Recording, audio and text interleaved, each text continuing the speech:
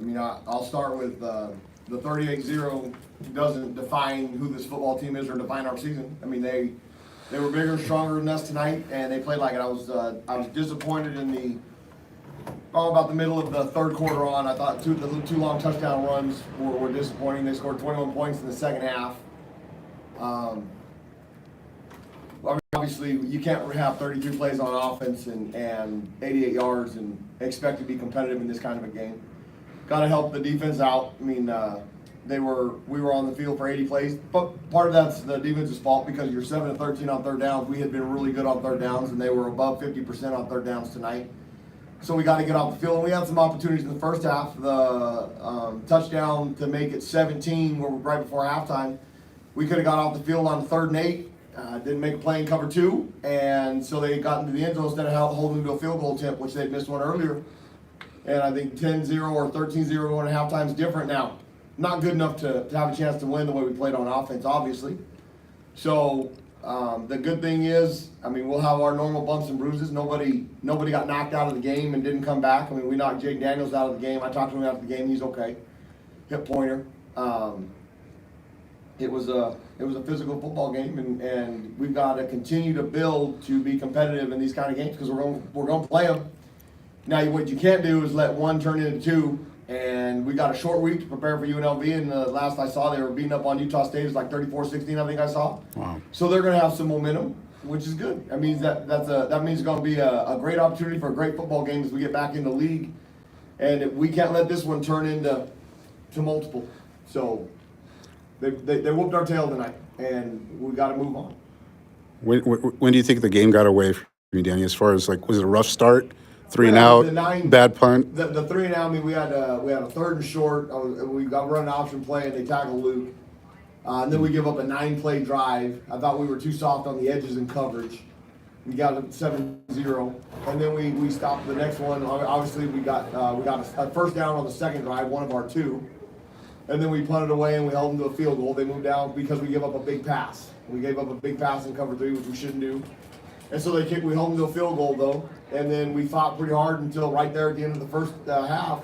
Obviously, we didn't move the ball on offense again to get any first downs, but they put it in the end zone with under a minute to go. Put it at 17. I thought that was probably mentally hurt us a little bit because 10-0 going into halftime is no different than Boise.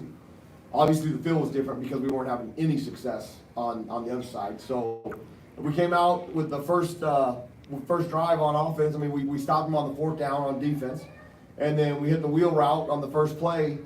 And if we can do something with that, it's a different ball game. We're not going to win the ball game at 17-0 if we score 77 unless we get some turnovers on defense. But it's not going to turn into what it turned into, and that was the most disappointing. I thought some of the old creep in a little bit, but we got to move on. We can't let one turn into 2. Just 2 first downs, Danny. I mean, I don't know if you could tell us, but what do you tell Coach Werheim after a game like this? That's what I told him. It ain't good enough. We got to give ourselves a chance. 88 yards ain't good enough. Marenko made a start. What's going on with Ray? Ray's got a foot injury. We don't know how long he's going to be out. It'll be week to week until he's ready to go. Now, Ray's a tough guy, so he hurt his foot in the middle of the second quarter against UTEP. Played the rest of the entire game, so we thought he'd be able to. But we need Ray Luatelli to be healthy, and he is a tough kid that we have to manage because he's a tough kid and wants to play. So he'll be week to week, but he's not done for the year. You know, I know what you said, what you're going to tell Coach Werheim, but some of the conversations you have with Kendrick, I mean, what's that all about? I mean, what do you tell Miles after a game like this? I talked to him throughout the game. Talked to all the offensive coaches throughout the game, and we've got to be better. They're not so much more talented than us that we should get that outcome. So we got to coach them better. Is there confidence with Miles? You see, I mean, week to week, does he still have it? You think? I do. I mean, if Miles didn't, he wouldn't be the quarterback. Who else? Guys on the Zoom? Anybody on the computer? Yeah, Coach, it's looking like Utah State's going to defeat UNLV is going to defeat Utah State 34-24, 36 seconds Okay. left. Playing them next week. They seem to be the hottest team in the Mountain West right now. Mountain West is all over the map right now.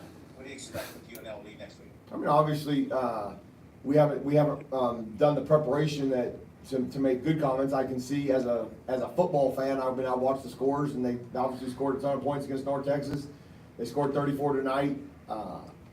We got a great challenge in Vegas on a short week, so we got to get home. We're gonna lift tomorrow, practice Monday morning. The coaches will start bright and early. We'll get back around between 2 or 3 o'clock in the morning. The coaches will start bright and early so that we can put a game plan together. Kids will be there at 3 o'clock so we can lift and work out and work out some of the soreness. It'll be interesting to see how long the injury report is. It's usually a little bit longer after an opportunity like this. But nobody left the game and didn't go back in. So we'll prepare to go compete next Friday. I'm gonna say it. I said it Monday, that regardless of the result of this game, it doesn't define our season. What you can't let it do is let the 38-0 loss, just hang around and become 2 and 3 before you get the opportunity to get over it. It's got to get over it right now.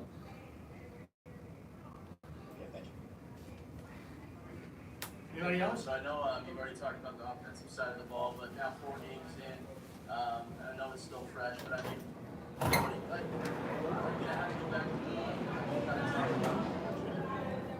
I said, I know it's fresh, but just your thoughts right now. You mean offensively? I mean, obviously, I'll get on the plane. I'll watch what happened. I mean, it's I'm not even going to make the comment of it's never as good as you think, never as bad as you think, because it wasn't good.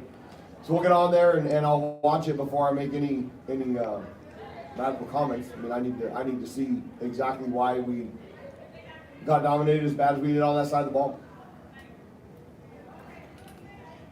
Coach, what did you see just in the run game when you guys were trying to get to the outside, not even putting up field taking that away from you guys? What did you see just as far as what the guys were seeing? Well, early on, we weren't blocking on the perimeter good enough because we got Luke out there a couple times with the ball in his hand, especially on the first third down.